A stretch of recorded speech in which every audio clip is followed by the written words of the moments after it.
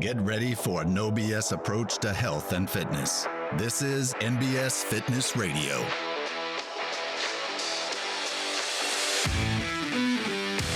What is up, everyone? This is David with NBS Fitness Radio. I'm here with my buddy, Morgan Cox. Morgan Cox is a Memphis native. He has been a long snapper in the NFL.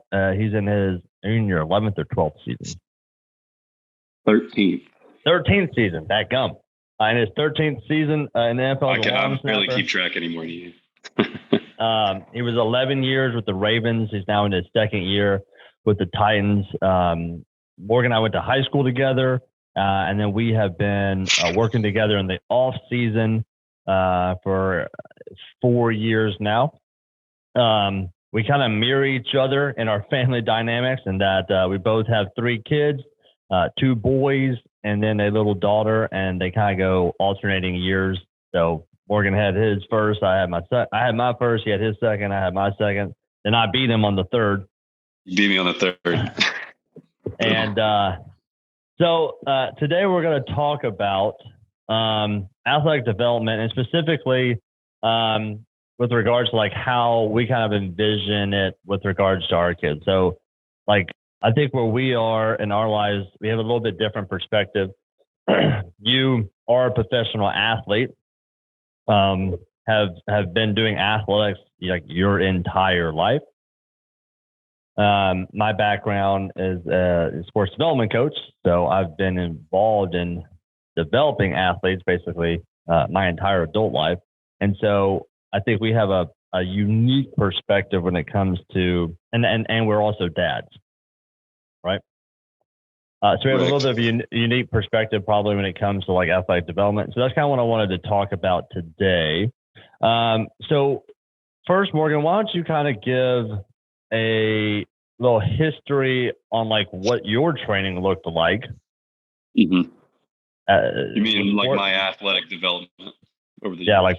What does your athletic development look like from youth to high school to college and then now in the pros?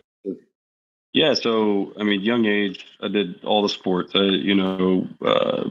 Basketball, baseball, played a little golf, soccer, and I'm talking really young and not competitive. The not competitive part being something we can touch on later. But as I developed a little bit in baseball, I got a little bit better. I wasn't playing super often like in competitive leagues, so I wasn't getting as much exposure to one individual sport as much as I was just playing all the sports, and really just kind of being a kid having fun.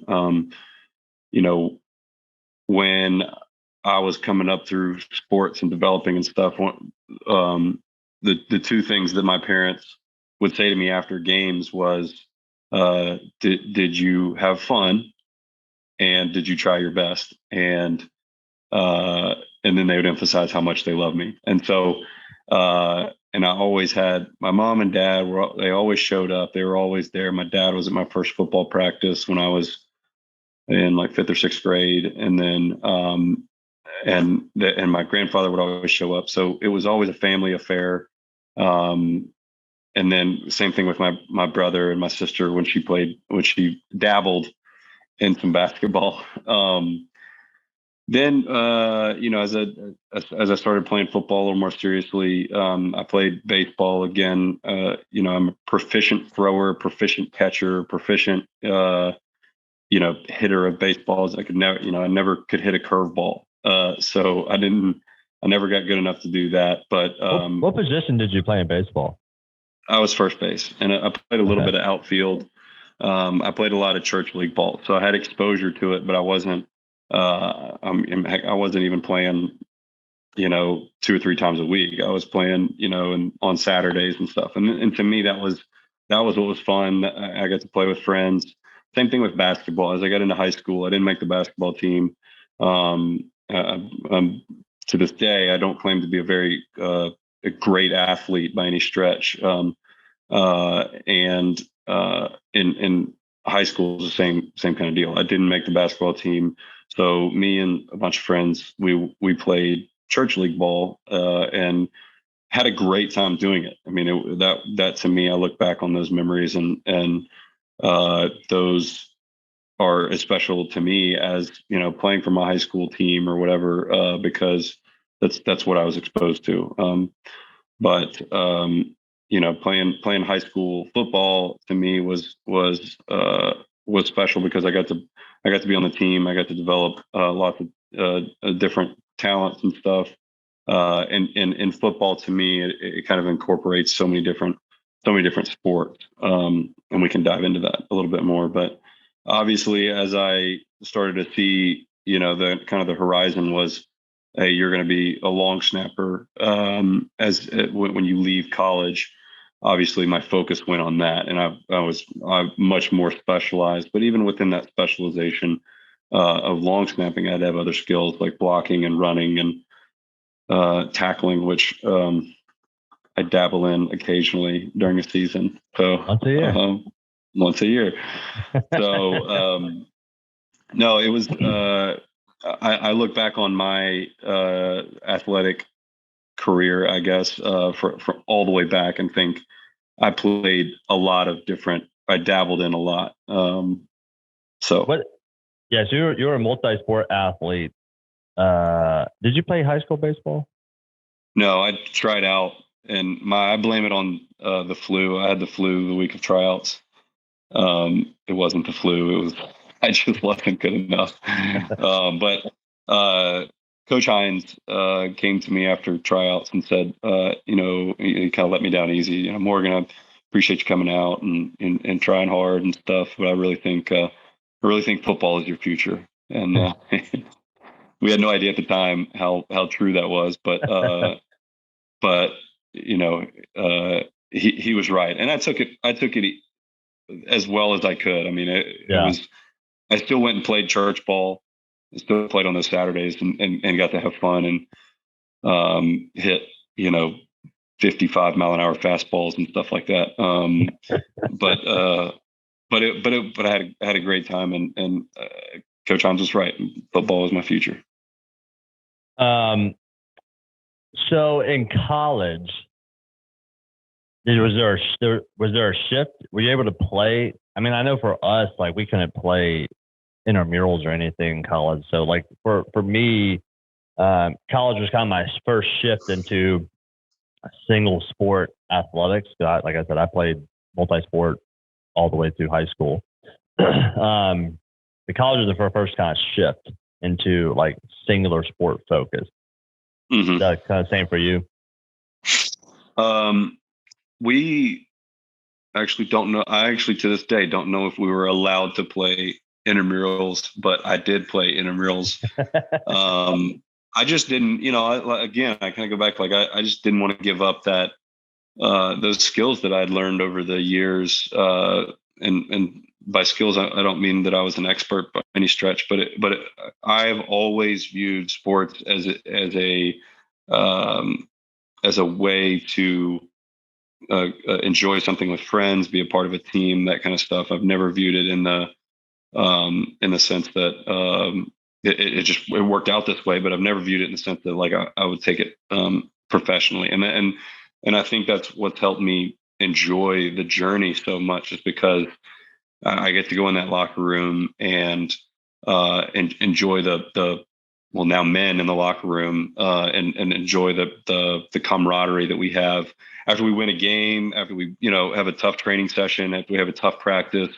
I mean, that's what makes it fun for me. And it was never about, like, I have to achieve this, and this in order to be happy with it. I'm happy because I've made lifelong friends throughout the time that I've been playing. What intramural sports did you play? Basketball.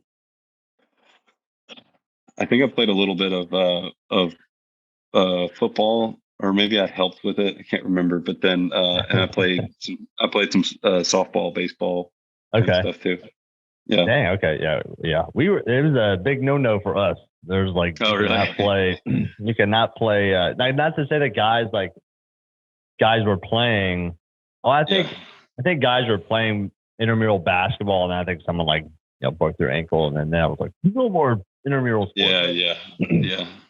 All right. So looking back on that, what are the things you're like? First, kind of say like, what are the things you're happy with? You're that you're glad that you did. Like, what are kind of elements of that you're like, I wouldn't change that at all. I'm glad that went down the way it did.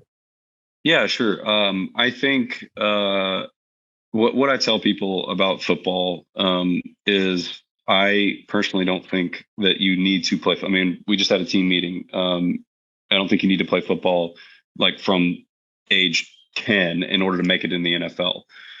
We just had a team meeting, and let's see, 2, maybe 3 of the guys said that they didn't start playing football until their senior year of high school. One coach said he never played high school football, but he got a Division I football scholarship. I mean, and to kind of expand on that, football incorporates so many different skill sets. So I tell people play soccer because you learn spacing, you learn foot control, and foot-eye coordination. You learn how to make runs, how to see the field. Basketball, you learn athleticism. You have to move in all sorts of ways. In basketball, you have to, if you're a big man, you have to use leverage down low. In the same token, wrestling, a lot of offensive linemen play or wrestle. Some of the best ones, some of the best offensive linemen in the history of the game were nationally ranked or champions in wrestling. Baseball, you learn to throw. So many of the quarterbacks and stuff have baseball backgrounds.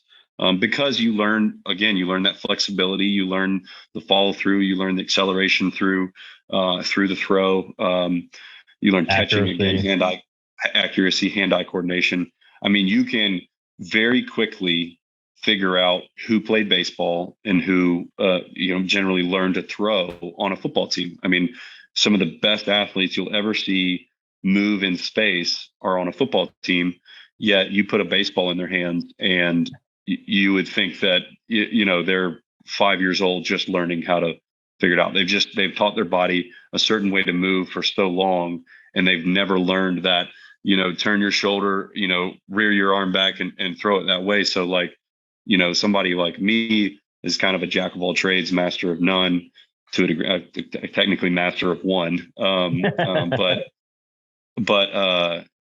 I learned to throw, I learned to shoot, I learned to do several things decently well. And I think all of those kind of come together in your football skill set, so to speak. So, I mean, I can go through a lot of different sports. I mean, lacrosse, same type of thing, is like you're again moving in space. Tennis, you're learning quick feet and recovering quickly, getting in a square stance. Like, I know enough about other sports that I can see the skill set that it requires to be good at that or to be proficient at that you can bring into football. And so that's why I tell as many people as possible that expose kids to as much as you possibly can when they're young, because there is, and I don't have any studies. I've read some stuff about it, but I don't have any studies off the top of my head about it. But I know that up to a certain point in your life cycle, you have a certain, I think it's neuroplasticity that is just off the charts until you hit like basically puberty. I think is around the time that it starts to decline. And I say decline, that doesn't just drop off the table, but you have a window to teach kids to learn how to move in certain ways.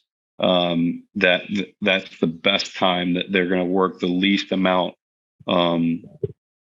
relatively speaking, work the least amount to get that type of flexibility. I think of golf, where, let's say, I don't know how much golf you've played. You haven't expressed a ton of interest in it when I talk about it. So, but if you're to start playing right now, is with your background in powerlifting, you taught your body to move in a certain way for so long. And if you try and go play golf, it's going to take you a lot longer to find that flexibility that it requires to move through your torso and spin and hold a backswing versus, let's say you maybe started at 8, 9, 10 years old and you learned it then. Maybe you took a break for 10 years or whatever, but it wouldn't take as long to bring that skill set back or bring that flexibility back to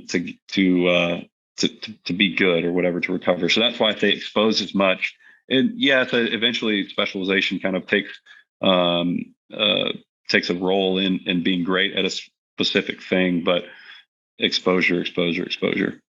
Yeah. I remember studying several decades ago, the Eastern Bloc countries realized that, like, especially with gymnastics, that it was the easiest time for the kids or for their athletes to learn the skills of gymnastics was pre-puberty. Mm-hmm. And then once they were going through puberty, it was very difficult for them to learn new movements because their body dimensions were changing so rapidly. So you can think, like, it's very hard to learn how to do a backflip if you're gaining, an inch every 3 months. Like and then and it's not like you're gaining an inch linearly. It's like your legs are gaining an inch, and then the next month, everywhere, this is going to gain all your levers changed. Everything changes. Yeah. Constantly. And yeah. So what they would do is they would teach them all the fundamental skills that they would need in gymnastics. Now, like, they would teach them how to do backflips. They would teach them how to do, different skills from the bar. Now, they weren't doing the giant combinations and the powerful multi movements as they would eventually do. But pre-puberty, they would learn all the movements, and then throughout puberty, they would build strength and maintain those movements. And so, yeah, for sure, it is easier to learn to move properly pre-puberty, and then maintain that through puberty. And just like anything else, it's not to say that at 40 years old you can't learn how to do something, but it is easier to learn it as a kid. Mm-hmm. Yeah, I think go ahead. I think something else that plays into it is just your willingness to just try movement too, because I mean, like, you and I are 30, 35, 30, 36, and to try and stretch out and sprint, it's just different. Like, as kids, you're just like, yeah, sure, I'll go jump off that box or whatever, and I'm probably not going to feel vibrations through my body for 5 minutes. I mean, the fear factor is almost non-existent in a lot of ways. And so to twist and move it's so easy. And to that point, I'm glad you brought up gymnastics, because I mean, I've heard so many great things about just starting in gymnastics, just learning body control and how much that plays a factor down the road. I mean, I didn't do gymnastics, but my cousin did, and it would probably take him a couple of weeks because he hasn't done it in a while, but doing a standing back tuck, he used to be able to do a standing back tuck on command. And at 35 years old, it would be tough for him right now, but it would take him a whole lot less time to get a standing back tuck back versus me trying to learn it for the first time at 35 years old. I might break something. He would just be sore for a couple of days. Right. Yeah, I think one of the things I'm glad I did with playing all the different sports was building a bit of an appreciation for all the different sports, and not necessarily finding my identity all in kind of one sport. Because I played basketball, baseball, football. At the time, soccer really wasn't as big as it is now, so I didn't play. I mean, I played soccer like in church league a couple of times, but I never played like I didn't play it multi-season. But I did play hockey multiple seasons. Gosh, yeah. You talk about a skill set. I mean, man, I marvel at hockey players. Yes. What they can do is unbelievable. And what I think it kind of did was it like, looking back now at 35, like I feel a much higher level of confidence than I think a lot of other mid 30-year-olds would feel. Just being able to like go out and do stuff. Like I never played tennis, but if they're like, hey, you want to go play tennis? Like, yeah, I feel like I could go play tennis. Not amazing, but like I would feel comfortable in my body to do it. And then just like I said, just an appreciation or watching different people play different sports. I kind of have a more of an awareness of like, oh, what's kind of going on with that person when they do it. And I think because I was playing multiple sports because I didn't make a competitive baseball team like 6th or 7th grade, something like that. It wasn't like, it was sad, but it wasn't like, it didn't crush me because it was not like the only thing I had, you know, it was 100%. Like, oh, dang, I didn't make the team. Yeah. Okay, well, I can go play hockey. You know, it was like, you know, I didn't make my high school baseball team my freshman year. And it was like, golly, that sucks. But it wasn't like, oh my gosh, what is my future going to be like now? It was like, okay, oh, well, I'll go play this sport. This, you know, that type of thing. Yeah.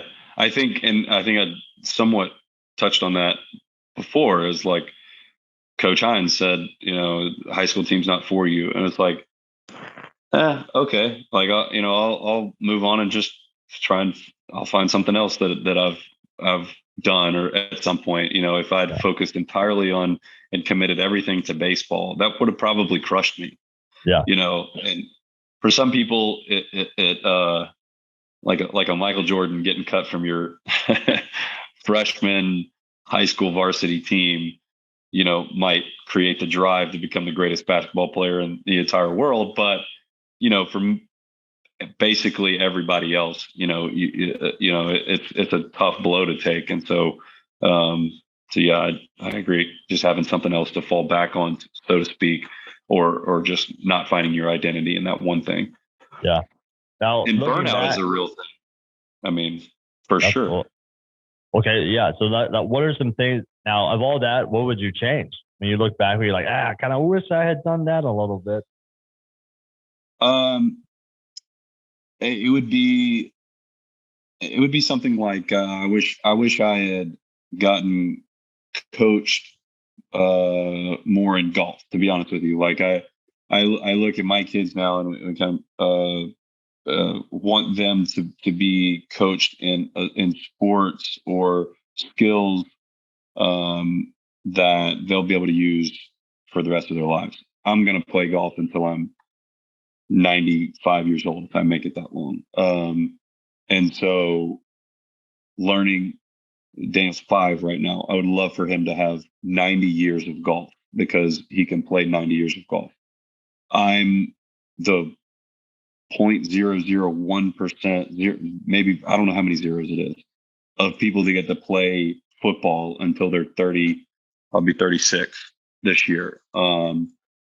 And so there's just a life cycle to this sport that you just kind of got to get what you can get as quickly as you can get it. Whereas like golf, I wish I had known at the time that, or considered at the time, like how long I'm going to be able to play golf. So get good, get flexible, swing as hard as you can when you're young, so that when you get to be older, a lot of that motion is there, and stuff like that. But how old were you when you first started playing golf? I started playing around like 10, 11, 12. I can't remember exact year, but my mom used to drop me off at Windike, and I'd go to their summer camps and learn golf that way. I wish I had taken it more seriously at the time, to be able to develop those skills so that, you know, I could be better now. Now I'm not an awful golfer now. I just, you know, as I get older, like my interests and stuff have kind of declared themselves, and like I enjoy playing golf. So I wish I'd done that more. Now I enjoy playing softball too. So I go out and I play softball, as you know, with friends at times and stuff. And so I'm glad that I developed those baseball skills. So I wouldn't give up anything that I did. I guess, you know, if anything, I would give up the TV time maybe that I had, that I, you know, wish I had been swinging a golf club or competing in golf tournaments when I was young. That kind of All stuff. right. I'll pick up golf. I like drinking beer, so I mean, I think I'll be good at it. Yeah. Yeah, I think this is maybe more of a reflection on both of ours kind of bent. Is that if I could change anything, I wish I had started doing like developmental, like I wish I had coaching for like development at an earlier age.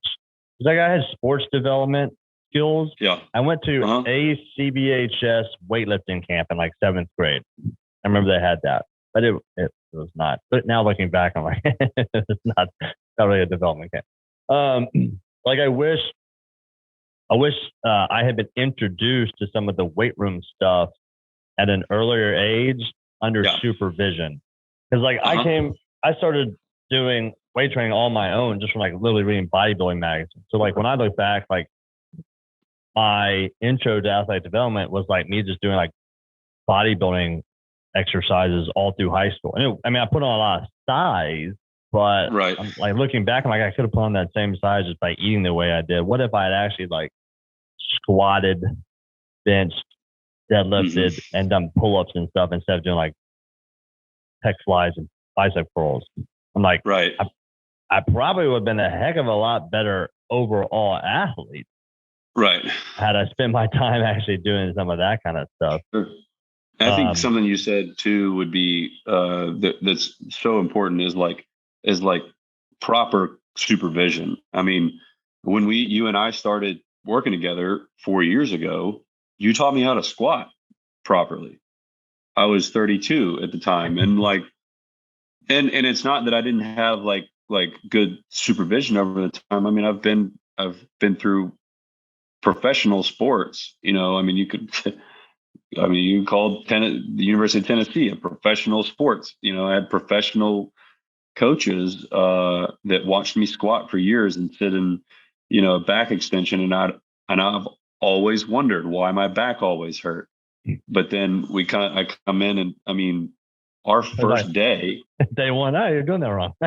Hey, you are doing that wrong. I'm like, well, what do you mean I'm doing that wrong? I'm 32 years old. I've been lifting for, you know, whatever it was, 16, 17, 18 years. Like I've been doing it this way for forever.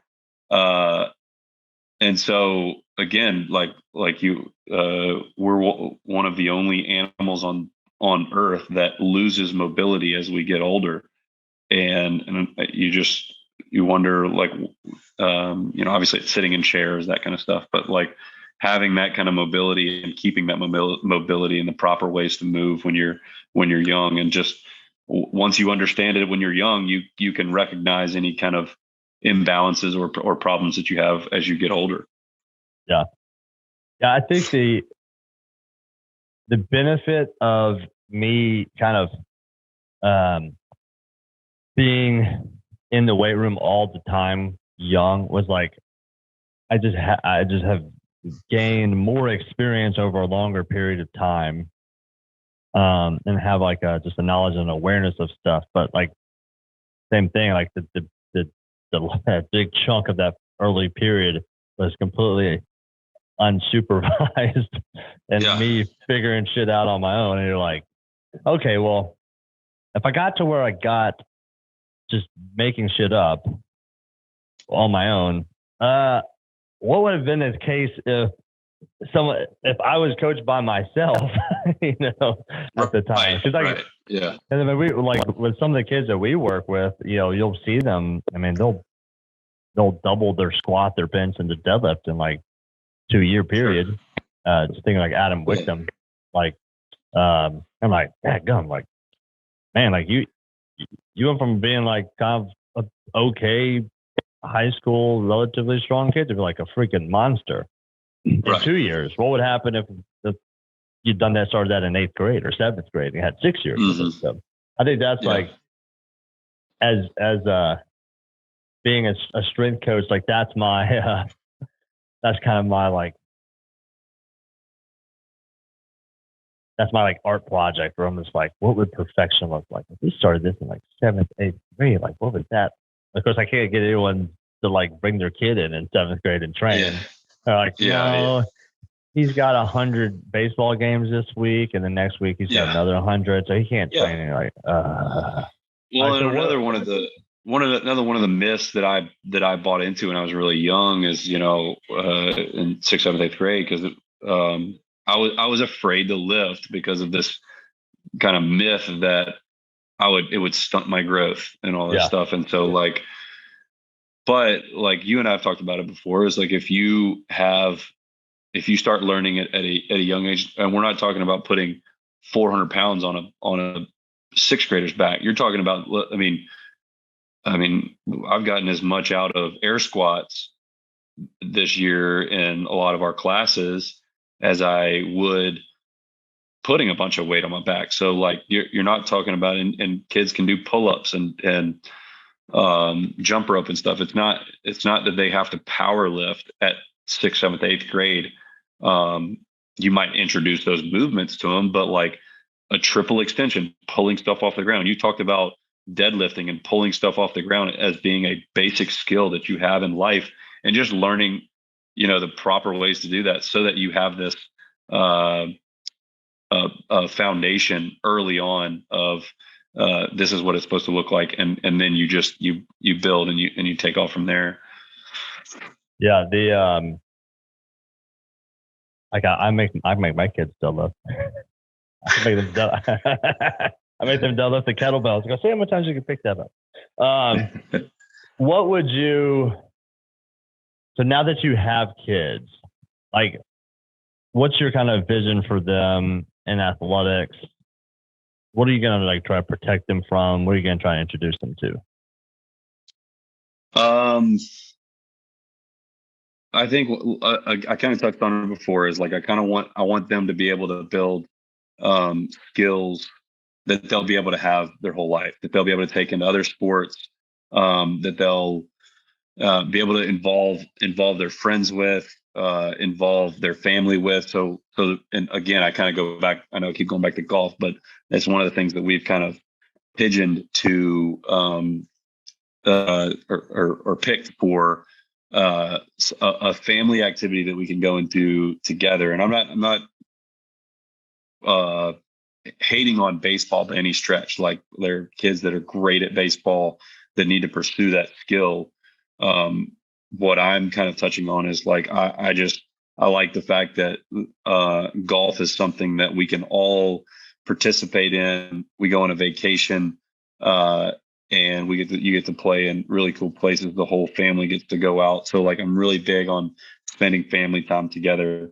I grew up going to my parents' lake house and enjoying like time there, and going tubing and skiing and learning those kind of skills and stuff. And so that was a special memory for me. So like, even though it wasn't technically a sport, it was important time to be together, that we can that we get to make memories, so to speak. And so as my brother went to competitive baseball, we loved to get to spend time together, but we sacrificed, so to speak, time at the lake house. And I have great memories of watching my brother round bases and cheering him on winning championships when he was young.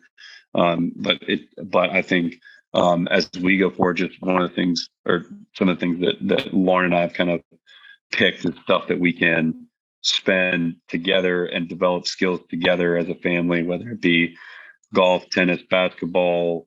We have, those are the ones that we've kind of picked so far. And so, would you let your kids play competitive baseball? To a degree. I don't know that we'll spend every weekend in South Haven, Mississippi. So, like we'll I'm content with them being good at the sport and enjoying it, but it would be, it would take away from, again, like family time if we're taking Daniel to, a baseball tournament, and, Jonah and Ruby hang back together. Now I don't want to hold kids back by any stretch, but as of right now, we haven't gotten into it yet, but I want to be able for everybody to be involved and no one kind of fall through the cracks. So if Daniel and Jonah are playing competitive baseball, basketball, or something like that, that's, again, if they develop those skills for it. I don't want Ruby to fall through the cracks where she's not playing the sport, and so we're not going to watch her do this and that. Now, if she is a talented musician, or if she does end up being great at basketball or whatever, it's something that we can do together, and that's kind of our approach to parenting, really, I guess, is what I'm more speaking on, is like stuff that we can spend time together on. I thought a lot about this. I kind of like the way I've kind of said it was one, I want to ensure financially I can pay for all my kids to go to college, so that there is there's no pressure on them to earn themselves into college. In other words, like our collegiate investment is through monetary investments, not through sports or any activity. But there's the other thing was that I don't want my kids to play any competitive sports until probably middle school, and then I won't let them play a competitive sport more than one season until high school. It's kind of like you're saying you don't want to play them back to back to back, like baseball. You cannot be all year. Yeah, you can play competitive baseball. That you can play. If in seventh grade you want to play competitive baseball, you can. It's just you're going to play in the spring. In the fall, you're going to play a different sport. In the winter, you're going to play a different sport, or you're going to do a different activity. We're not playing summer ball, fall ball, winter ball. Now, here's the tough part about that, is that now there's so much pressure. Like a coach will probably tell you, well, if you ain't going to play fall ball, and you ain't going to play winter ball or summer ball, you ain't playing spring ball. So I was like, okay. And that's just the decision you have to make and decide, what's important, and that may be important to people. And to me, that's totally fine. Like, I agree. I've never put a timeline, but I kind of how you said that is just like developmentally, that middle school puberty age, you've kind of done what we've talked about. It's like you've spent a lot of time playing a lot of different sports and doing a lot of different movements. And then now all of a sudden, you've declared that, like, I can hit a baseball 350 feet, whatever now. And so, like, okay, well, maybe I'll focus a little bit more on that. Just 350 feet. That's right. That's a long way, right? Either yards. Or is it yards? No, that's not 300. 300 yards would be here. Yeah, 350 feet. Yeah, like feet. Yeah. Okay. That's. I started mixing golf and baseball. I was like, wait, is it 350 yards? No. Yeah. And again, I say all this thing. This is just stuff that Lauren and I've talked about before. It's not that we're criticizing anybody else for. It's just it's. I'll do it.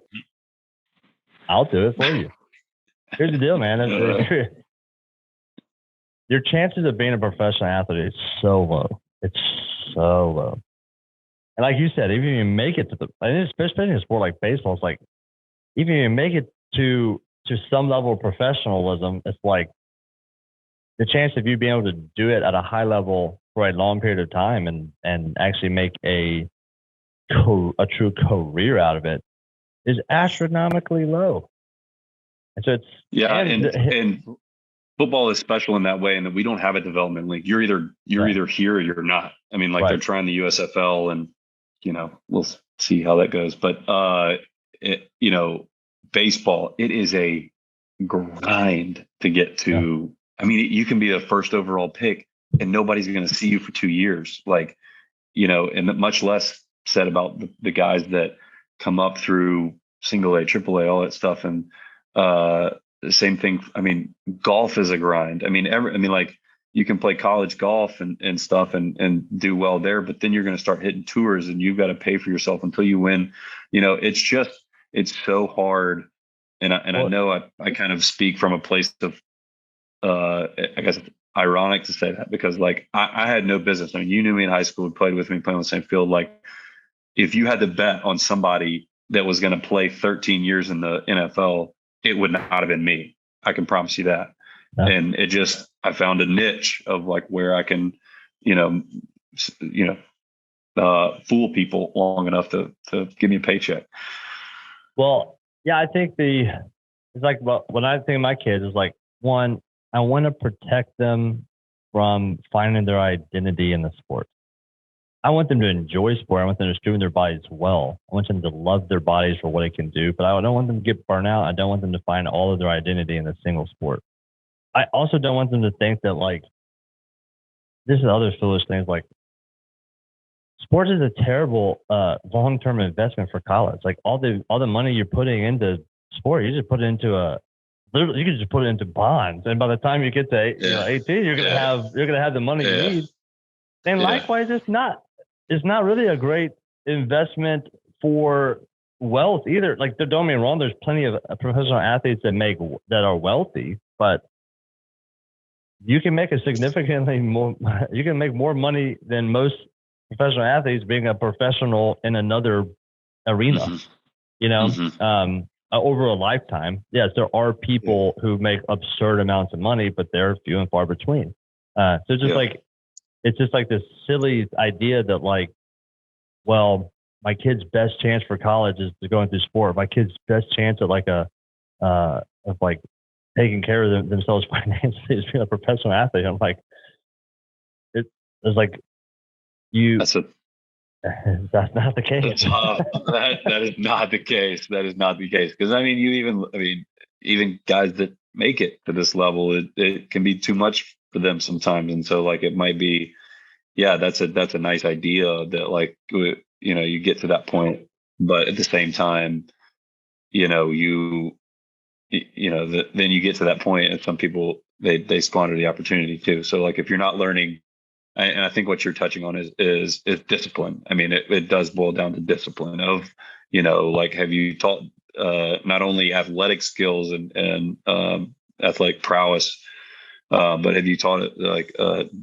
life discipline of like, spend your money wisely and not spending more than you have, and that kind of thing. And those are some of the things that I can't brag on my parents enough about what they taught me and how to work hard and care about what you do. And I think if you do that and look for ways to be better, whether it doesn't matter what you're doing.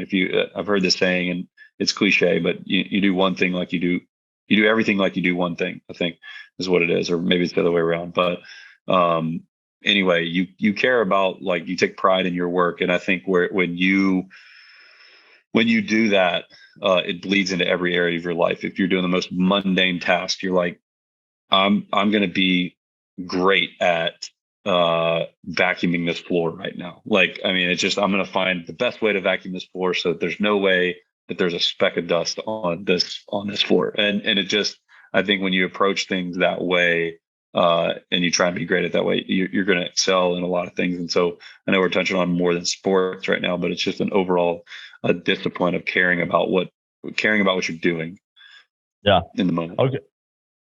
So yeah, I think we both are kind of coming from the standpoint of like, man, like I want my kids to experience sport in a way that brings joy to their lives, that we can have fun with as a family. That they're not. Another thing is like, I was like, you only get one chance to be a kid, and I don't want to steal that opportunity from them. When they look back and they go, maybe they play baseball their entire lives, and they probably get into college and they just get burned out and they quit at baseball at 19. You're like, man, was 6th, 7th, 8th, 9th, 10th, 11th, 12th grade summers, giving those up and losing that opportunity to go out and do vacations as a family, was it worth that? Yeah. Probably not. Yeah. And that's kind of what I was touching on too. Absolutely. I agree. Like, probably not worth it. like, that's not to say I won't give my kids the opportunity to develop into the best athletes possible, but like I'm also there to protect them against going too far down the rabbit hole. So expose them to sport, let them find joy in it, let them play multiple sports, use it as a framework for like preparing them for life. But then at some point, they may go, "You're pretty daggum good at this, and now it's time to specialize a little bit." Yeah. So like, how was that transition for you? Because at some point you realize like, man, I might be able to go and do this in college. Yeah. It kind of just happened. It unfolded in a way that I really couldn't have expected. So I was a bit ignorant. In middle school? Yeah. When did you start long snapping? Day From one the beginning? of the beginning. And you know, something that I've learned from that is picking up stuff a little bit at a time. So when I first started playing football, I coach lined everybody up and tried out long snapping. My dad happened to be there, helped me kind of figure out that I was decent enough at it to do it that year. So I played that year. Next year, coach asks, "Hey, who's long snapped before? Can anybody long snap?" Yeah, I have. Got a little bit better at that year, the following year, and so on and so forth. And until high school, you know, I competed with Patrick Shea when we were juniors, ended up winning the job a little bit into the season, and took it from there and got recruited by Tennessee going into my senior year, or maybe how did they hear about? How did they know about you? Like, how did Tennessee find about? I went to their football camp, and that's what I encourage a lot of young snappers and specialists and stuff like to do is, you know, a lot of the big camps are great, but some of the colleges don't show up for that. But if you go to a college that they often host, you know, specialist camp or football camps and stuff, like those are there to help you to a degree, but at the same time, they're entirely selfish recruiting camps. I mean, like they need to find their next guy. Yeah. And so kind of trying to set yourself apart in those camps. I think that's what I did. You know, there were low numbers at the time when I went. There were 4 the first year, and I think maybe 6 or 8 the next year. And so it was pretty easy to see that like I was developing pretty quickly, that, you know, I was throwing rainbows the first year I went in, and I started throwing a little bit faster the next year. And I had enough of a frame. Coach Fulmer used to say that I showed up to Tennessee with a big butt and skinny legs, and that's it. But you know, I had the framework to develop into into the athlete that I eventually became at Tennessee. I say athlete loosely, but there was a time there where I realized, like, okay, this is going to allow me to continue to play and do something that I love to do, which is, you know, play a sport, be on a team, feel like I belong to something, you know, athletically, and what it's taught me is how to be good at something, how to get good at something. And it doesn't all come at once. It comes through intentional, daily, if not weekly or whatever, focus and on your skill set. So I think applying it to other areas of my life, I am trying to learn Spanish right now. I'm trying to learn the guitar, and I'm not just like, I got to be a rock star in 2 weeks. I know I got a couple chords. That's about it. I got a couple riffs that just keep me interested in it. But I know a guy who plays guitar. There you go. I know, and plays it well. But that's my point. Is I'm not trying to be a master at it in overnight. I just like, okay, if I pick up a skill, I pick up a riff on the guitar, I pick up a word or a phrase in Spanish here and there, you know, eventually in maybe 10 years, I might be better at it, or I might be able to understand people better. But it's that gradual. To me, what it's taught me the most, what long snapping has taught me the most, is that, you know, a gradual, intentional practice of a skill set will eventually yield huge benefits. I mean, it's a biblical principle of, you know, reap what you sow, you know, and if you sow daily and intentional discipline and skill set. You talk to me all the time about how you're reading.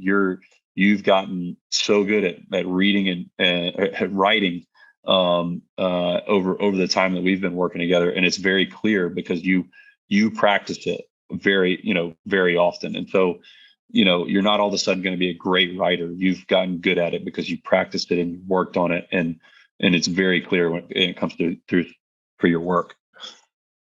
Final kind of question, I'll let you go. So it was kind of like later on in your high school career where you really started kind of like developing this skill of long snapping. Like you did it, you were a long snapper, but it wasn't until you started like going to these camps, kind of recognizing, this is a skill I can get better at. And then what you probably found is like over the years, like every step forward allows you a new framework to then get better at it. It's like you don't really know how to get good at long snapping your first year of long snapping. It probably takes like 10 years of long snapping to really be like, now I really understand this craft, and now I know what it takes to kind of get better. But do you think at all it would have been beneficial for you to have worked on that skill more earlier? Like, do you think you would be a better long snapper now if you had started 2 years before? Or do you think it just timed up right? Like, it was like you needed to be that junior, senior in high school, or like be in college. Like, you had to be at that like level of maturity to then be able to like take the new knowledge. I think the only way, and this is not to say that I don't have plenty of room for improvement, the only way that I can see that if you want to call it regret or wish that I had like done something differently, is that I would have done more skill sets. I don't think I needed to start sooner on long snapping. I really couldn't have started sooner, but I really didn't start focusing on it, like you said, until senior year, but I'd already built that framework. What I wish that I had done better of is building other skills. I think of wrestling. I think I could be a better long snapper had I wrestled in high school, had I learned body control, had I learned proper eating and fitness habits earlier. That's the kind of thing. I look at all the other skill sets, and I'm not saying it just because that's what we're talking about. I truly believe like I'd probably get pushed around a little less if I had a little more weight on me, if I had a better squat number, I guess, or just like generally learned nutrition better. It's something that everybody can learn at an early age, and why we don't teach that in schools still blows my mind. Like, why are some classes required that while valuable aren't we're not going to use those on a daily life, but if you learn nutrition from an early age, and good healthy nutrition from an early age, you're going to carry that, and it's going to lengthen your life. I wish I'd done those types of things earlier. I don't think I would be a better long snapper just by starting long snapping earlier. Same thing. It's like I developed skills that I use in long snapping through baseball, through basketball, running down the field, using space and stuff. Offensive line. I played offensive line when I was in high school, and so being able to block, that kind of thing. To that point, I don't think I would have started long snapping earlier. Specializing earlier would have done me any good whatsoever. I would have much rather pick other skills that I could have gotten better at. It's like your overall performance and peak is not necessarily determined by your specific skill, or currently it's not limited by your specific skill set. You've maxed that out. The thing you're like, I wish I had done more of was build that like general base.